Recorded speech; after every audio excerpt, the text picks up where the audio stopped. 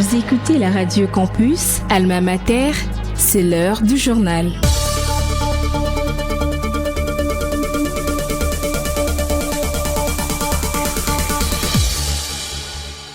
C'est l'heure de vous informer, messieurs et dames. Bienvenue dans cette édition du journal, dont voici le principal titre. Depuis la tribune de la COP30 à Belém, au Brésil, le président Félix Tshisekedi a alerté sur une guerre écologique menée contre la République démocratique du Congo. Il accuse l'agression rwandaise de provoquer un écocide massif dans l'est du pays. La cour militaire de Kinshasa-Gombe a rendu le 6 novembre son verdict dans l'affaire de militaires poursuivis pour les services infligés à Honorine Porsche, une Allemande d'origine congolaise arrêtée après une tentative de braquage à l'agence Rabank sur Victoire. Le site d'inscription pour l'année académique 2025-2026 a été réouvert exceptionnellement pour 2 semaines afin de permettre aux retardataires de finaliser leur dossier. Le détail dans ce journal. Voilà tout pour les titres. Les développements, c'est tout de suite. Vous êtes branchés sur la Radio Campus Unikin, la radio du savoir, sur 107.6 MHz, votre radio. Comme je le disais plus tôt lors de son intervention à la COP30 à Belém, au Brésil, le président Félix-Antoine Tshisekedi a dénoncé une guerre écologique menée contre la République démocratique du Congo. Il a accusé l'agression rwandaise de provoquer un écocide massif dans l'est du pays, ravageant forêts, aires protégées et parcs naturels. Le chef de l'État a appelé la communauté internationale à reconnaître l'écocide comme un crime international, estimant qu'il s'agit d'un combat essentiel pour la préservation de l'humanité. L'agression que subit mon pays est aussi une guerre écologique en ce qu'elle détruit nos forêts, nos aires protégées, nos parcs. Mon pays comprend donc la pleine portée de l'initiative de Vanuatu, de Fidji et de Samoa visant à reconnaître l'écocide comme un crime international autonome.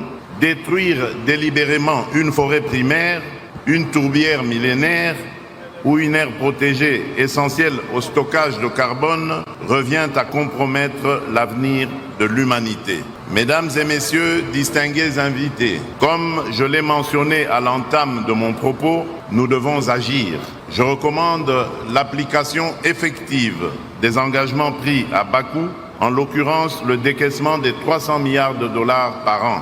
Je formule vivement le vœu que la COP30, ici à Belém, marque un départ dans notre volonté commune de léguer aux générations futures une planète où il fera beau vivre. Pour ce faire, il nous faut agir maintenant dans un cadre multilatéral fondé sur le respect des engagements, la justice climatique et l'équité. La première ministre Judith Suminwa a présidé la réunion du comité des conjonctures économiques. L'inflation a reculé à 2,7% et les francs congolais se stabilisent. Le gouvernement poursuit ses réformes fiscales et douanières avec bientôt la facture normalisée pour une TVA plus efficace. Un accord avec les FMI prévoit un appui de 450 millions de dollars. On écoute à cet effet Doudou Famba, ministre des Finances.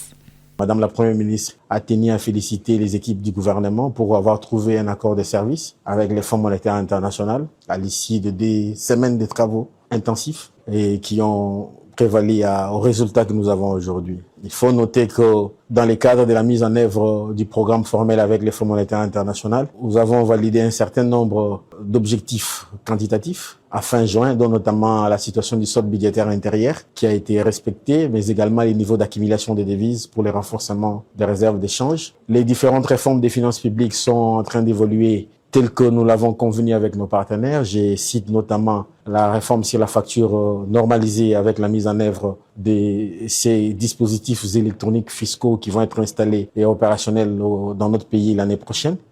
Lesquels dispositifs vont améliorer les rendements de la TVA, dont vous êtes sans nul doute ignoré que c'est l'un des plus grands impôts dans beaucoup de pays, mais qui chez nous a été relégué au 2e ou 3e poste. Et nous voulons que cet impôt puisse reprendre de la place comme dans tous les autres pays. Nous profitons de cette occasion pour sensibiliser les acteurs des organisations fêtières pour adhérer à cette réforme qui va améliorer les rendements de cet impôt et donner à notre gouvernement les moyens pour financer les priorités du gouvernement. La Cour militaire de Kinshasa-Gombe a rendu, le 6 novembre, son verdict dans l'affaire de militaires poursuivis pour les services infligés à Honorine Porsche, une Allemande d'origine congolaise arrêtée après une tentative de braquage à la Rabobank sur Victoire. Les juges ont prononcé de peines allant de 2 à 10 ans de prison contre plusieurs prévenus, tandis que 2 militaires ont été acquittés, faute de preuves. Les condamnations portent notamment sur des faits de violation de consignes d'attentat à la pudeur et des non-dénonciations d'infractions. Le ministère public a salué une décision qui, selon lui, marque un tournant dans la lutte contre l'impunité au sein des forces armées congolaises. Les sites d'inscription pour l'année académique 2025-2026 a été réouvert exceptionnellement pour 2 semaines afin de permettre aux retardataires de finaliser leur dossier, notamment dans les départements encore peu remplis. Passé ces délais, aucune nouvelle inscription ne sera acceptée et les candidatures incomplètes seront automatiquement annulées. Je vous propose d'écouter le secrétaire général académique de l'Université de Kinshasa, le professeur Charles Odiko. La période d'inscription et d'enregistrement était clôturée, mais après évaluation, nous avons regardé que le nombre d'étudiants attendus dans certaines facultés, réellement nous avons atteint ce nombre-là, mais beaucoup de demandeurs étaient encore là. Maintenant, on a ouvert seulement pour toutes les facultés de l'université, hormis la faculté de droit, économie et médecine, où le nombre d'étudiants était déjà suffisant et qu'on a clôturé. Maintenant, nous pouvons encore recevoir dans d'autres facultés, départements, par exemple en anthropologie, il n'y a que 3 candidats. Dans d'autres départements comme l'histoire, il n'y a personne. Donc nous voulons susciter des vocations pour d'autres facultés. Qu'en est-il du délai imparti pour les étudiants qui n'ont pas encore soumis les dossiers en ligne? Le délai imparti, nous allons observer 2 semaines après et on va évaluer. Le comité de gestion va décider de la suite. Vous venez de suivre le secrétaire général académique de l'Université de Kinshasa, le professeur Charles Odiko, joint par Lucien Pungwe. À l'issue du 13e congrès de l'AFMED est née la Société congolaise des stomatologies, chirurgie maxillofaciale et chirurgie orale, dirigée par le professeur Albert Tima.